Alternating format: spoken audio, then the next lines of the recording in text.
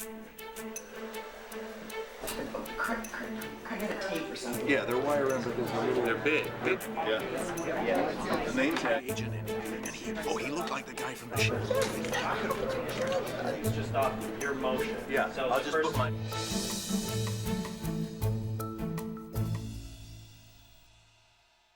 Hey, everybody, thank you very much for doing this. We really appreciate it. This is Jane Kaczmarek, everyone.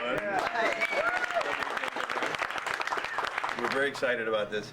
It's going to be a lot of fun, and we appreciate all your cooperation and help. And some of you I've worked with before, Wayne and some others, and really, really glad to be here.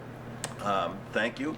And we're going to just pop this off and then get out of your hair. We were joking around and on the set of Breaking Bad a couple years ago or something, and I was talking to some of the producers. I said, you know what we should do? I said, the ending should be, you know, where there's this nightmare and he wakes up a la Newhart, and all of a sudden he wakes up his wife and we think Skyler's going to turn over and it's Jane Kaczmarek.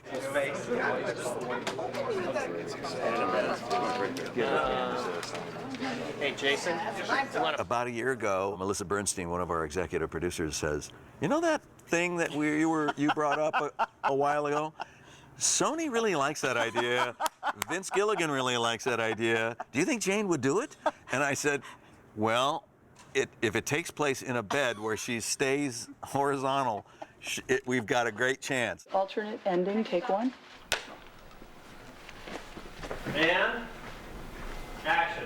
Wake up, honey, wake up, wake up, wake up. For the love of criminy, what is it? What's the matter? Oh, I just had the scariest dream. All throughout Malcolm, I was always pregnant. Pregnant, yeah. Having a, you know, and so whenever we had scenes where Hal and Lois had to be in bed, they were my favorite scenes. No, you don't understand. I was his meth dealer.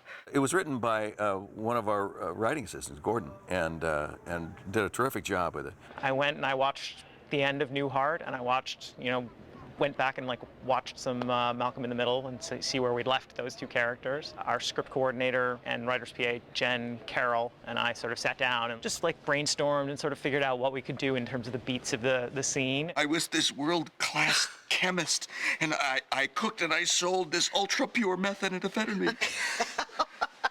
You cooking anything? It was March of '06 that we last played those roles. That's so a little over 6 years. 6.5 years. And to get back in this frame of mind and back in the familiar positions. Well, I first contacted my acting coach, and no, in fact, we got here, and Brian was like, well, here's the script, and I thought, oh, I haven't seen this before. I thought, well, nothing new there. Malcolm. She did that all the time. You have Jane Kaczmarek and you have Bryan Cranston, and you're seeing them together again after 6-7 years away. You kind of don't need too much, you know? You don't need to put a hat on a hat. And then there was this other little guy, he was a waif, a man-child, used to B-word, and he would say, yo, B-word, and yay, science, B-words. There was a moment where she says, you know, in passing, good night, Scarface. Good night, Scarface. And that sort of triggers him to slip into that, walk that line of what character am I?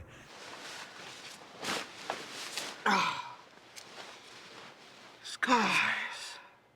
Oh, God, Walt would do anything in the world if he had Hal's life.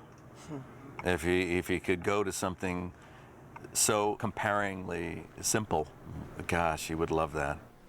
At the beginning of Breaking Bad, when Walt starts becoming the Walt that we know, he has sort of a similar moment where, he is sort of impotent in the beginning of the pilot. What is going on down there? Yes. Is he asleep? And then at the end of the pilot, after he's done these terrible things, he's killed people. Description at the end of the pilot, he's like a redwood or something like that. If Hal got that idea, I don't think Lois would have anything to do with it. I'm the one who's knocking. Just stop poking me with that thing. I think people will enjoy it. They'll enjoy not just the Breaking Bad of it, but the Malcolm of it. So I hope that it functions as kind of the best of both worlds. That was great. Thank you so much. That was so